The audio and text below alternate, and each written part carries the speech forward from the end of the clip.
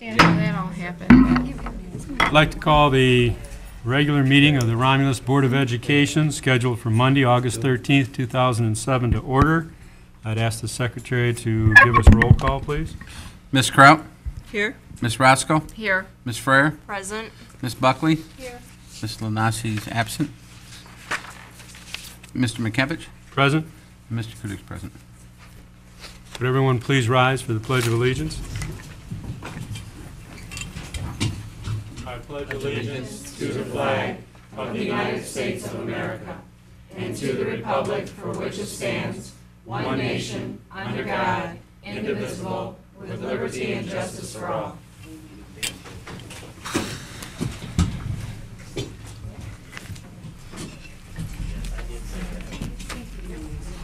Next item on the agenda would be approval of the minutes of the meeting on July 23rd, 2007. Oh, wait a minute. Yes, I'm sorry, I skipped over. I'm sorry, I skipped over an item. We need to approve the agenda first. We have a motion. A motion that we approve our agenda. Support. Who supported it? April. I did. No, it was. Oh, Celeste? Celeste. Okay. We have a motion by Mrs. Buckley, supported by Mrs. Roscoe, to approve the agenda as presented. Does anyone have any questions? Seeing none, we'll call for vote. All those in favor, say aye. Aye. Opposed? Seeing there's none, the motion passes. Now we go to approval of minutes of the previous meeting from July 23rd, 2007. I'll make a motion that we approve the minutes from July 23rd, 2007. Support. We have a motion by Mrs. Roscoe, supported by Mrs. Frere, to approve the minutes of the meeting of July 23rd, 2007. Any board members with questions or concerns? Seeing none, we'll call for a vote. All those in favor, say aye. Aye. Opposed? Motion passes. And now we go to report of the superintendent. Thank you, Mr. President. We have a number of personnel actions, and Mr. Clark is on vacation, so I'll be acting in his behalf. The first item is we have resignations.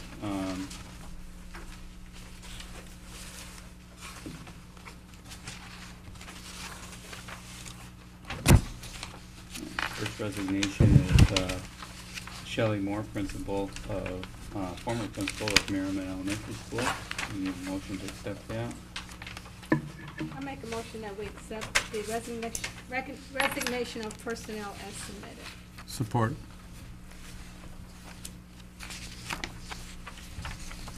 We have a motion by Mrs. Buckley, a support by Mr. Kuderick, to accept the resignation of Shelley Moore, principal from Merriman Elementary. Any questions or concerns from board members? All right, seeing none, we'll take a vote. All those in favor, say aye. Aye. Opposed? Motion passes. Second resignation is for Tammy Hartley. Tammy was the literacy coach at Corey Elementary. We have a motion. I make a motion that we accept the resignation of Tammy Hartley as submitted. Support. Support by Mrs. Buckley. We have a motion by Mrs. Kraut, supported by Mrs. Buckley, to accept the resignation of Tammy Hartley. Any board members with questions or concerns? I have a question. Okay, Mrs. Buckley?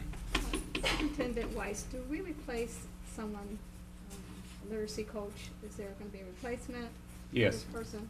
Yes, that's a Reading First position that's funded by the Reading First grant. Okay. Thank you. Mm-hmm. Any other questions? All right, seeing none, we'll have a vote. All those in favor, say aye. Aye. Opposed? Motion passes. The third resignation is an FYI. Valerie Flournoy was a kindergarten aide at Wick Elementary, and just wanted to advise the board that she resigned effective July 20th 07.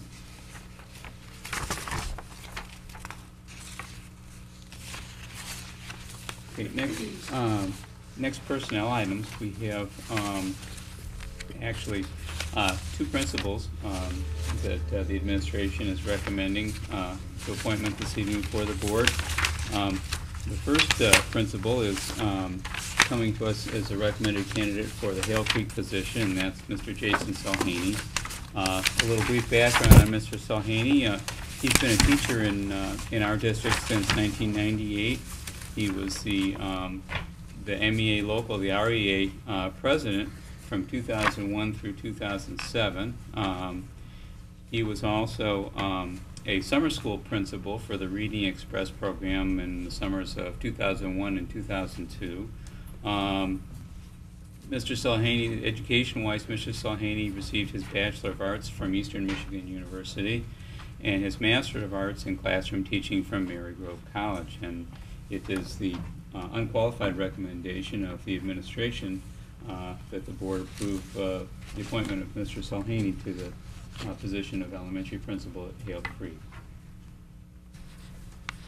I'll make a motion that we accept the employment of Jason Salhaney as principal of Hale Creek Elementary School for a 200-day contract effective as per RESA contract. Support. We have a motion by Mrs. Buckley, a support by Mr. Kuderick to employ Jason Salhaney as principal of Hale Creek Elementary. Do we have any questions from board members? Seeing none, we will take a vote. All those in favor, say aye. Aye. Opposed? Okay, the motion passes. Our next candidate comes to us from outside the district, most recently from Detroit Public Schools, where she was an elementary principal for just 1 year. But she's really not from Detroit, she's from Georgia, where she served in various districts as a classroom teacher, an elementary classroom teacher, a middle school assistant principal, and her most recent position in Georgia before coming to Michigan was in the position of an instructional support staff member. Her name is Kay Williams, and Kay, since nobody knows you, I'll ask you to stand up. Nobody from the board yet, anyway. Anyway, Kay comes to us highly recommended, and she passed the muster of our interview committee as well. Kay received her bachelor's degree, a Bachelor's of Arts from Xavier University in New Orleans, her Master of Arts degree from the National College of Education in Evanston, Illinois, and her Ed Specialist degree from Argosy University in Sarasota, Florida. Welcome, Kay, and again, it's our unqualified recommendation that we appoint Kay to the position vacated by Shelley Moore, principal at Merriman Elementary. I'll make the motion that we accept the employment of Kay Williams as principal of Merriman Elementary School for a 200-day contract effective as per RESA contract. Support. Support. Go ahead. Mr. Kuderick? We have a motion by Mrs. Buckley, support by Mr. Kuderick, to employ Kay Williams as principal of Merriman Elementary School. Are there any questions from board members? Seeing none, we will take a vote. All those in favor, say aye. Aye. Aye. Opposed? Motion passes. Okay, our next personnel item concerns the administrative restructuring over at Community Alternative High School Middle School. As the board is aware, we had several resignations of administrators due to retirement and pursuing other opportunities at the end of the 06-07 school year. As a result of that, and also in line with the cost or spending reduction plan that the board approved in June, we've cut some positions permanently and realigned our administration in a method that we think will continue to meet the needs of the students and staff over at Community. Because this is a new endeavor for all of us, I'm going to ask for approval as a pilot project. That gives us a little bit of latitude, and the success of the pilot is really based on 3 criteria. One is that student enrollment is maintained over community in both the high school, middle school, and adult ed and GED programs. Another criteria is that academic success is still first and foremost, and that we have the continued academic success of the students over there. And the third thing is that that student management continues to occur in a manner that's respectful of the students, and basically that we continue the reputation that community high school and middle school has had in the past with respect to management of students. Having said that, the administration recommends that we appoint to the position of associate principals, or co-principals, if you will, Reggie Grantham and Rebecca Peck, if you two would stand. And both of them have served in the district for a little over 7 years, as I recall. They both have their master's degrees and have spent, my understanding is their entire tenure over at community. They know the staff very well and the students very well, and they're both very willing to take on the additional challenges that we've laid out for them for a successful year this year.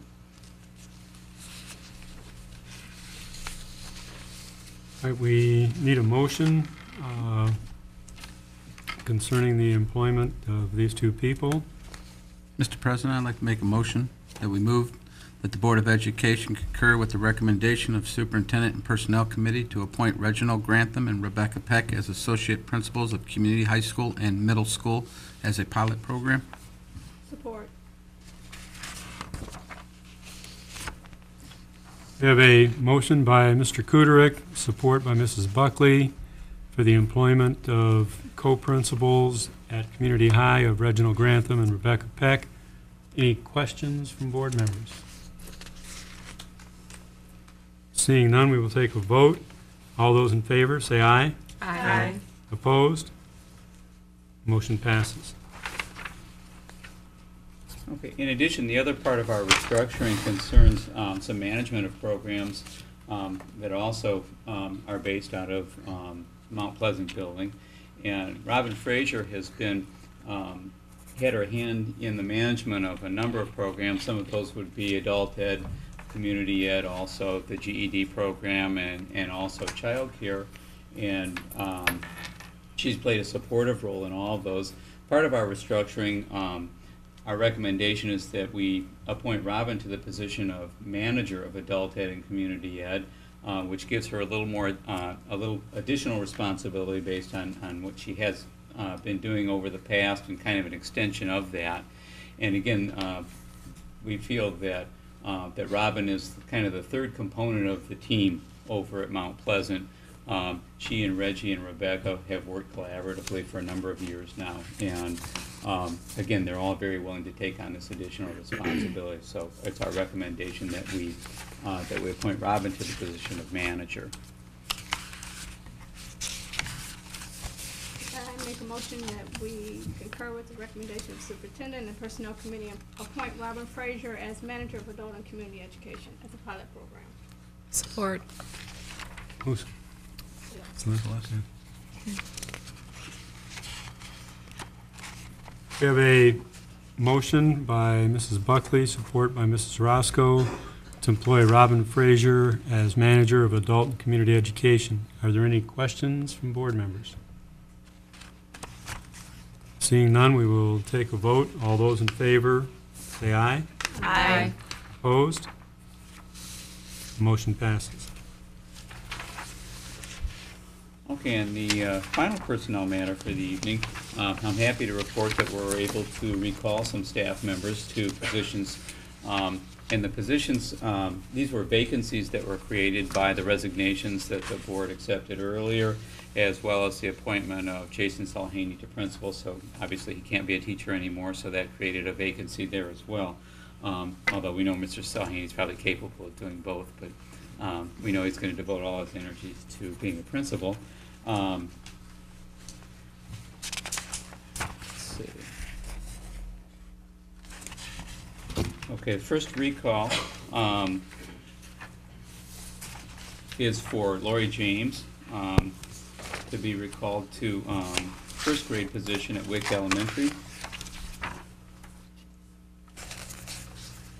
I make make a motion that we accept the recall of Laura James, first grade teacher at Wick Elementary School, as submitted. Support. Okay, Mrs. Freer.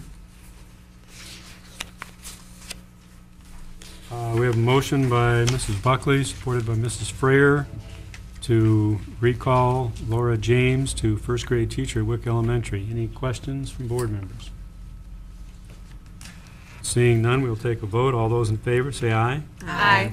Opposed? Motion passes. The next recall is for Ms. Nakia Plummer. Nakia was formerly a teacher at Hale Creek, was laid off, and she's volunteered to take the position of alternative middle school teacher.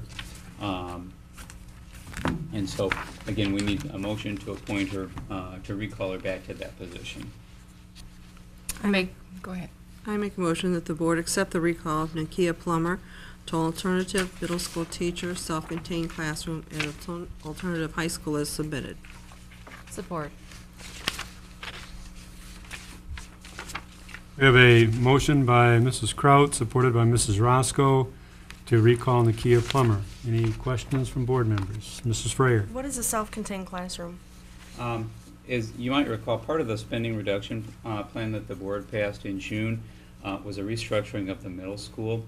The concept is the students there would have one teacher. The class size would be between 15 and 20 students, because those are high-need students. Rather than the students switching classes in a block schedule the way Community High is structured, they would spend their entire day, except for specials, with one teacher. So that one teacher would be responsible for teaching the 4 core areas, and we needed a teacher who had a certification that matched those criteria, which many elementary teachers possess. So are those students from the middle school that have gone over to Mount Pleasant? Yes, that's my understanding. So it's just middle school students, they're not going to be combined with some of the high school students? No, per se? no, So the age they'll group- still be in a separate wing of the building. I mean, there may be some combinations in some of the specials classes, PE, some of those, I'm not sure. But for the core classes, they'll be with that one teacher all day. Okay, thank you. Any other questions? All right, then a vote is in order. All those in favor, say aye. Aye. Opposed? Motion passes. Okay, next recall is for Megan Harrison, and Megan Harrison is being recalled to Romulus Elementary School. Make a motion that we recall Megan Harrison to Romulus Elementary School for second grade. Support.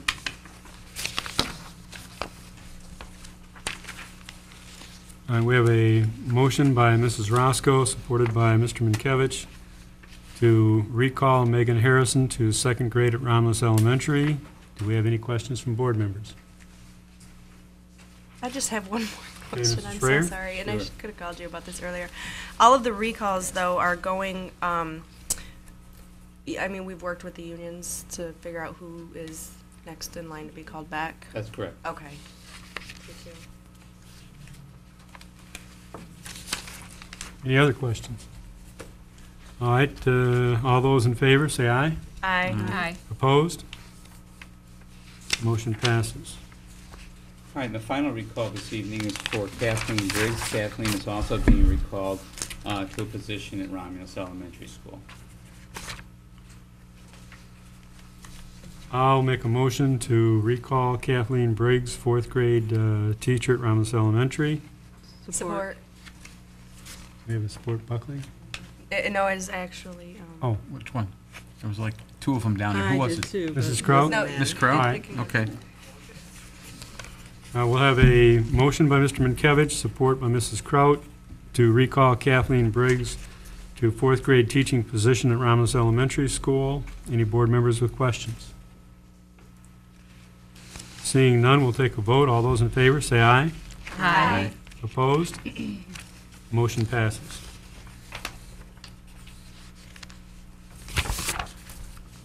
Okay, next I will turn the floor over to Ms. Papazoglu and those for payment. Thank you, Mr. Weiss. I'm recommending the board approve the bills submitted for payment for the period August 1st through August 10th, 2007, in the amount of $389,029.01. Madam Chair, I'll make a motion that we approve our bills as submitted. Support. We have a motion by Mrs. Buckley, support by Mrs. Roscoe, to accept the bills for payment. Do we have any questions from any board members? Yes, Mr. President, I got a Cooter? question. Sherry, could you possibly tell us what the Taylor School District checks were for in Trinity? Yes. What they were actually for, please? Trinity is to transport students that, for special education, that we cannot transport on our buses. They may go further, they may go into, So it's outside of our, correct. And for the city of Taylor, Taylor School District, it's in relation to homeless students. We have to pick up half of the cost of a homeless student if it's in their district or our district. And, if they live in Taylor, but they go here, we pick up half of the cost for that. okay. So we're being billed by Taylor because we have displaced families? That's correct. Okay. Any other questions? All right, seeing no questions, we have a motion by Mrs. Buckley, support by Ms. Roscoe, to accept the bills for payment. All those in favor, say aye. Aye. Opposed? Motion passes. And the second item under the Finance Department is in regards to surplus construction material. I'm asking that the board approve as surplus construction material. We,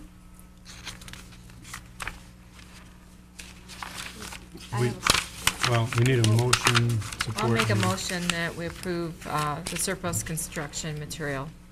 Support. We have a motion by Mrs. Roscoe, supported by Mr. Kuderik, to approve surplus construction materials that are obsolete to be, I guess, just done away with, huh? Well, we would attempt to sell the materials for the steel, Okay. the value of the steel. All right, do we have a motion by Ms. Roscoe, support by Mr. Kuderik. Do we have any questions from board members? question. And Mrs. actually. Freyer? We normally, in the past, would get a list of what the materials are, and then they're sold at the next city auction. Is that how we do it? It's not always at the city, it just depends on what the item is. For example, if we have a bus, we sometimes put that out to the public, we put a sign on it, and it's out in front. It just depends on what the materials are. Okay. We can tell you what they are. Correct. These are door frames and doors, I believe 10 door frames and 21 doors that were ordered as a part of the middle school renovation project back in, was it 99? There was a change order. Basically what happened was they were ordered along with, millions of dollars of other supplies. There was a change order and the doors and door frames were never used because it was a mistake anyway. And unfortunately, they've been stacked up out at the northern end of the warehouse for the last 7 or 8 years, and they're just rusted and pretty much useless. But there was no way, because they were custom made, for those specifications, there was no way to use them or resell them. As far as I know, I have limited knowledge of all of this because it was before our time, but that's our understanding. Okay, thank you for clarifying that. That's what I was wanting to know, was there was quite a ruckus about those doors probably years ago, actually, when the doors were first ordered and they weren't ordered to fit. And I'm just surprised that we couldn't do anything prior to now to kind of revamp some of the money, because my understanding is that those doors were fairly expensive. I imagine they were. I don't really know what the cost was, but I imagine, they're made to measure, so I'm sure they weren't inexpensive. Any other board members with questions? Seeing none, we will take a vote. All those in favor of declaring the surplus construction equipment, say aye. Aye. Opposed? Motion passes.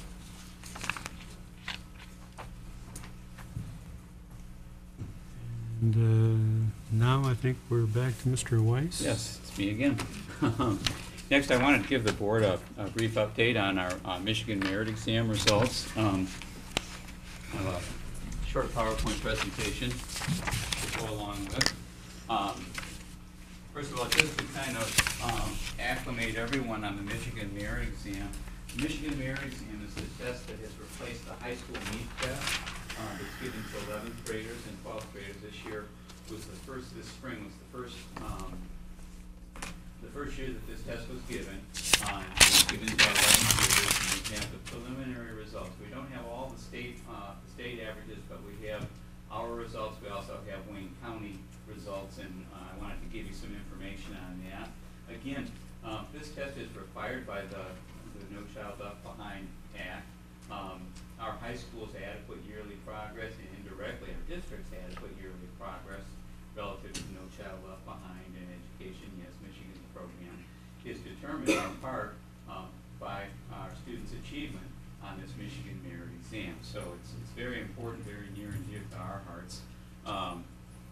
And so we look at this data very seriously. Okay, first of all, I want to tell you a little bit about the difference, all right? If we look at the right, the old meet, all right? Traditionally, the high school meet test, and now the meet test that's given in grades 3 through 8, is entirely a Michigan test. It's developed based on our state curriculum, our standards and benchmarks that were developed by the Department of Education, and it's what we call a criteria reference test. It tests what we're supposed to be teaching and tells us how our students do relative to what we're supposed to be teaching. Oh, Microphone. Sorry. I'm out of practice. Okay. Again, it's based on GLCEs, which are called, that's an acronym for grade level content expectations. All right. Students are ranked in one of 4 performance levels. The highest performance level is exceed state standards. Those are the top students. The next performance standard is meet state standards. Now, those 2 levels combine, those are where we want all our students to be. Those are the students that are either meeting or exceeding. They're doing the job. The next level is called the basic level. Students at the basic level are not meeting all of the state standards. They're close, all right, but they're not quite there yet. And those are the students, we call them sometimes the bubble kids. We really try hard to move those students over the hump to get them to be meeting the state standards. And the bottom level, level 4, is called the basic level. Those are students that are scoring the lowest on the test, all right? And again, those students are very important for us. In fact, where the district is penalized, every student that scores in the bottom level, in level 4, actually counts double against the district. It counts like 2 students who actually make it over the state standards. So we look very serious, and the purpose of the way that's counted was to make sure that school districts don't forget the students that are at the bottom. All right, so we have to pay a lot of attention to those students. That was the old test. All right, the new test, and you probably read a lot about this, heard about this. The new test is based actually on 3 tests. First and foremost, the ACT. You've heard there's been a lot in the press in the last year. The governor and the Department of Education have really focused on the emphasis on preparing students for education beyond high school, college, vocational school, community college, junior colleges, if you will.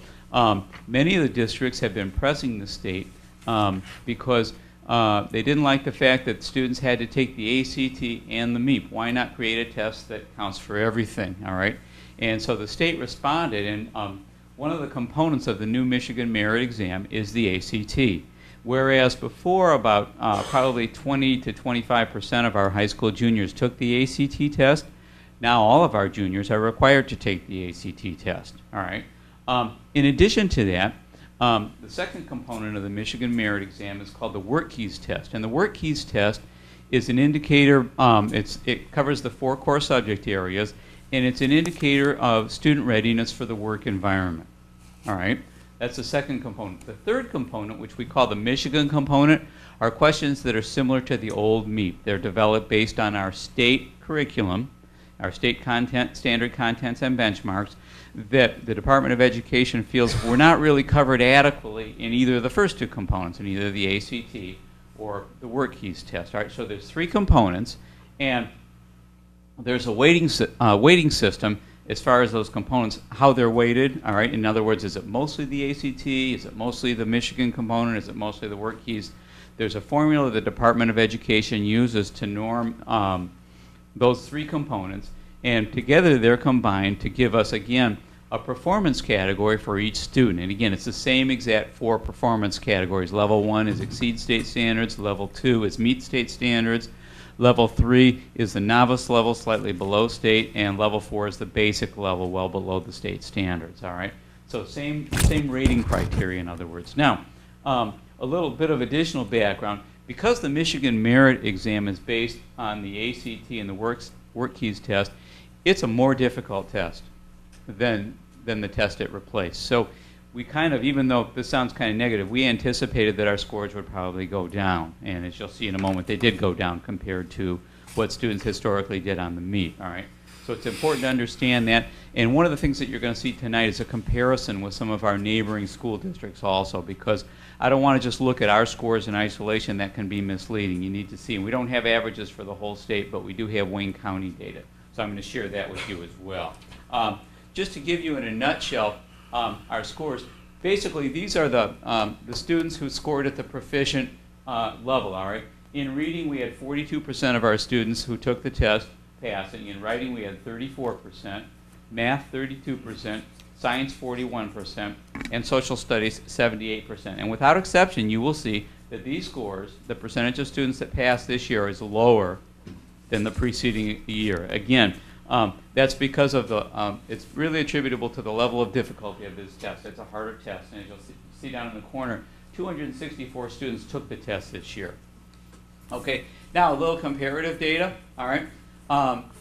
For each core subject area, you'll see two bars.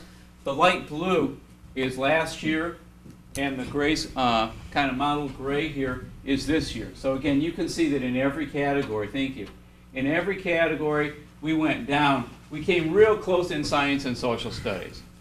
All right? Again, so the question is, was this because this year's students just didn't perform as well, or was this because it was a more difficult test? Our feeling is it's because it was a more difficult test. Again, just to give you an example, the ACT assumes that students take math through Algebra 2, all right? That's not required of students for this year. It won't be required until it starts with next year's freshmen. Next year's freshmen will have to take at least 3 years of math and go through Algebra 2. So in many respects, a number of our students who took this test didn't really have the math background that they should have had, all right? The state knew this. The state kind of attenuated the scores based on that knowledge, knowing that the new high school graduation requirements don't take effect until next year's freshmen, all right? Now, if we move to the next slide, what I wanted to do is compare our scores with some of our neighbors, all right? And we looked at 5 additional school districts that surround us: Huron, Taylor, Van Buren, Wayne Westland, and Woodhaven. The first score I'm going to give you is called the combined ELA. ELA stands for English Language Arts, and that's reading and writing combined, basically, all right? And Romulus is in the yellow, and you can see just by looking where we fared on this. We placed 3rd overall out of the 6 districts, so we're kind of right in the middle on the ELA. Again, we had 38% of our students pass the test. Huron had 45, Taylor had 30%, Van Buren had 37, Wayne Westland 35, and Woodhaven had 49% of their students pass the ELA portion.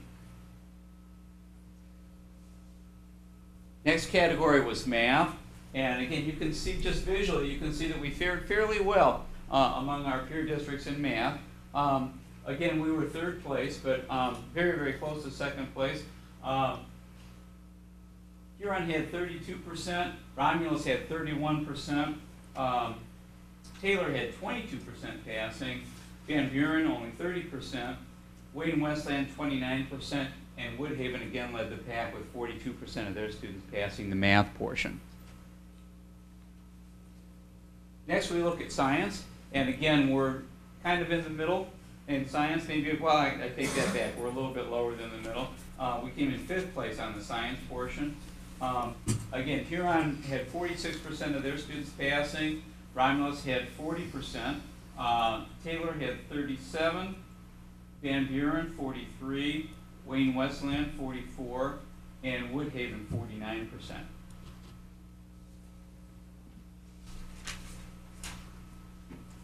And then finally, the final category, and it's always nice to see those tall bars, that's what we really look for. This was social studies, and again, the state averages in social studies, you'll see when they get published, is much higher than the rest of the other components of the test. And we placed third. Again, we're kind of right in the middle in terms of social studies. Huron had 81%, Romulus had 77%, Taylor 69%, Van Buren 81%, Wayne Westland 87%, and Woodhaven at 77% in social studies. All right. So again, even though our scores went down, it's important to recognize that pretty much everybody in the county's scores went down also, which is an indicator that the test is more difficult. If we just looked at our scores in isolation, it would be pretty difficult for us to determine whether the test was really harder or whether our students just didn't do well. All right. So that's why it's important for us to benchmark with other districts in the county. We look at the Wayne County and the state averages once they're published as well. That's very important. Now, there is some good news to this picture. The good news is that 71 students qualified for a scholarship, and I believe that's $4,000 that they get to defray the cost of education beyond high school that can be used for a four-year college or community college or junior college or a vocational education. And that's a new record for Romulus. I believe the highest year prior to this year was 63 students who qualified for scholarship. So this was good news. Our students did very well. And again, the juniors who didn't make it will be able to retake that test in the fall. And if they didn't qualify and they do in the fall, at the fall retake, they still are eligible. So it's very possible that we have more than 71 students who qualify for the scholarship. Any questions from any of the board members? You're saying that the 11th graders that took this test last year can retest in the fall of this year? Yes. Here. And would that be for the ATC scores also, or just the other part of the test? Was that the full test? They can only retest for the portions that they didn't pass. They can take the ACT test over again, but if they do, they have to pay for it.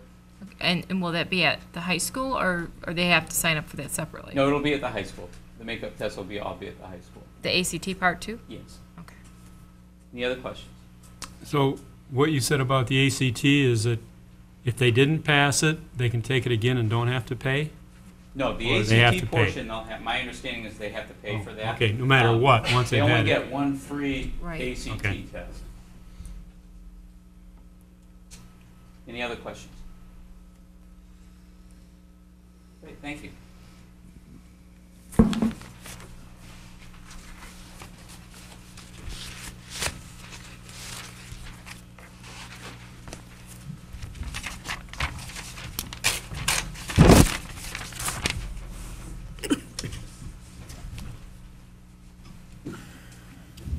right, the next item on the agenda is the communications and expressions from the public. I have one note for someone wanting to speak, and that's Mr. Robert McLaughlin. Would you take the microphone and stand in the middle, please? Thank you, Mr. Chairman. Good evening, ladies and gentlemen. I wanted to start this year off on a different note. However, I visited the Romulus Community Schools official website on Wednesday, August the 8th, and I'm wondering if the postings regarding the budget are accurate. The reason I say that is I learned the fund balance for the beginning of 2007-08 is $1,847,515. This is surprising given the doom and gloom forecasts that have been provided to this community over the last year. In fact, the budget detail that I requested and received last year shows a projected fund balance of merely $1,987. Given the many public statements made by this district relative to the peril the district was facing, one has to wonder how we were able to post a $1.8 million fund balance. Of course, as you are aware, I make note of this situation as a result of the most difficult time we had getting any type of fair, let alone equitable support for students enrolled in the band programs. The district could only, quote, afford, end quote, $15,000 towards very necessary minimum expenditure of $30,000, despite the fact this expense was to replace uniforms that were nearly 15 years old. Further, the district has repeatedly refused to assist in the acquisition of the additional items necessary for the program at a cost of less than $4,000. This includes an offer from the band boosters to match it 50%. So it would have been about $2,000 expense. I have heard that the district has sent a bill to the band for the bus transportation to the jazz festival that the jazz band performed in last spring. Is this true? And if so, on what policy authority was that done, given the amount of transportation afforded other programs, namely your athletic program? In light of these circumstances, I'm requesting the following information in accordance with FOIA statutes, and I'll be providing a copy of this for you. A personal copy of the 07-08 line item budget, which I would like to contain the 06-07 final budget amounts, the 06-07 actual expenses, as well as the 07-08 projections by line item. I would like to review a year-to-date line item expense report that carries expenditures through June 30th, 2007. I understand this will be an unaudited document.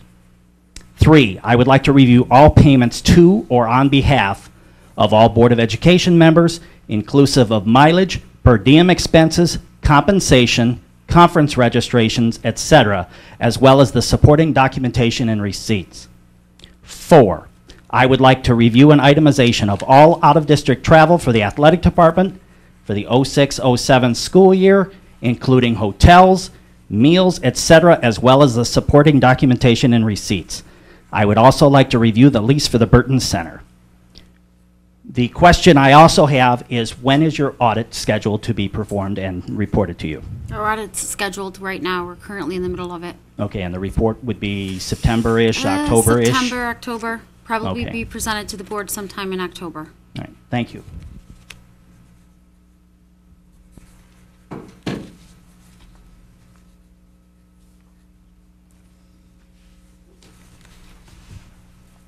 That was the only request I had. Does say a lot. I'm sorry, I was speaking, I didn't hear what you said. No, I just said meaning your collective silence speaks volumes. I'm really curious to know where $1.8 million came from when my kid was selling spaghetti dinner tickets and selling cookies out on the street. You're telling me you're broke, you're telling me you got $2,000. We'll respond to your FOIA request, Mr. Monroe. Thank you. The next item on the agenda is items of interest from the superintendent. Okay, we have several items of interest. You'll notice they all have a common theme. They're related to the Reading First grant. And I wanted the board to be aware that last year we had 4 elementary schools out of 6 that were on probation with Reading First. That meant they weren't really in jeopardy of losing the grant, but they were on probation based on student achievement. Reading First looks at 2 criteria for student achievement. It's based on the students' Iowa Test of Basic Skills scores. And there's 2 criteria that they look at. The first is the students in the bottom quartile, the lowest 25%, kind of similar to what we talked about with MEEP. How many of those students are we moving from the bottom up to the next category? That's one of the things that they looked at. The other thing they look at is students in the top half. Are we adding to the number of students in the top half? And last year we weren't making enough progress in either of those categories, so 4 of our schools got put on probation. This year I'm happy to report that 3 of the 4 are off of probation, namely Barth, Hale Creek, and Wick, based on this year's Iowa test scores, are off probation. Now they've made adequate yearly progress as defined by the Reading First people. So that's good news.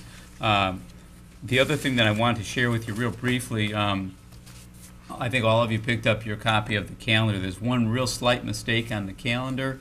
It's up near the top, and I think I hand wrote it on the board member copies, but anybody else that gets one, the elementary open house is incorrectly listed as September 19th.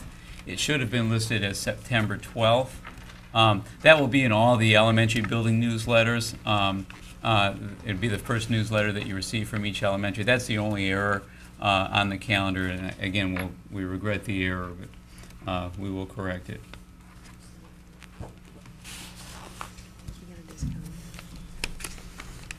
That's all I have.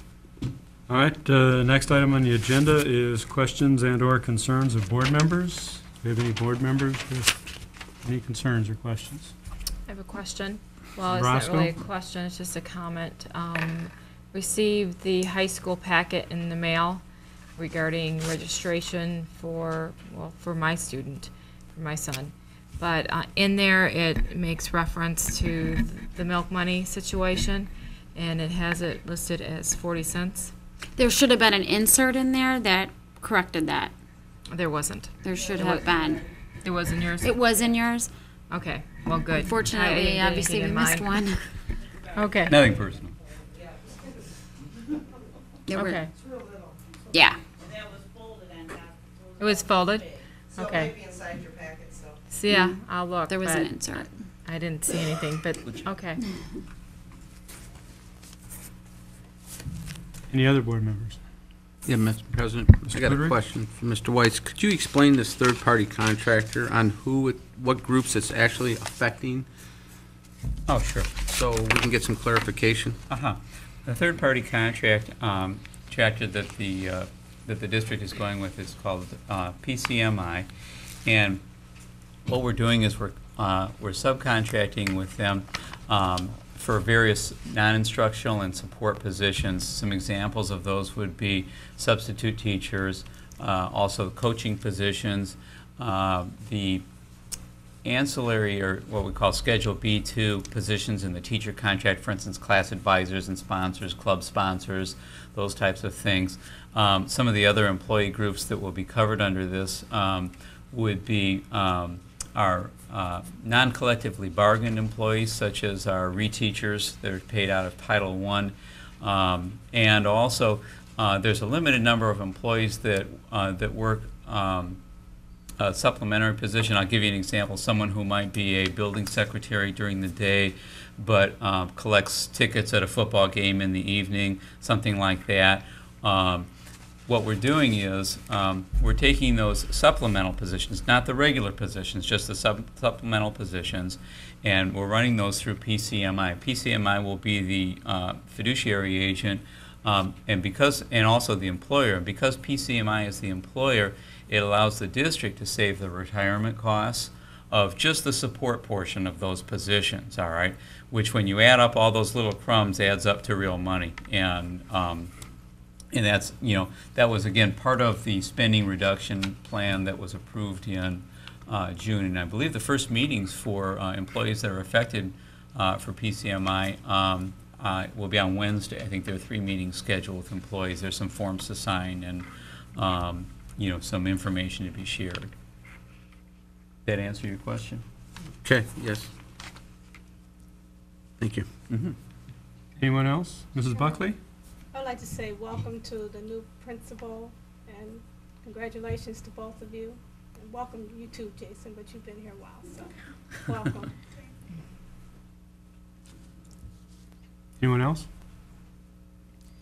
I have a couple of questions for board members. Did everyone get to Mrs. Bales to get their corrected information so that she knows how to get in touch with you? And because when she put the original list out, there was some mistakes made. And just, if you haven't, I think she's back Wednesday. If you can just give her a call or something to make sure she's got all the correct information to get in touch with you.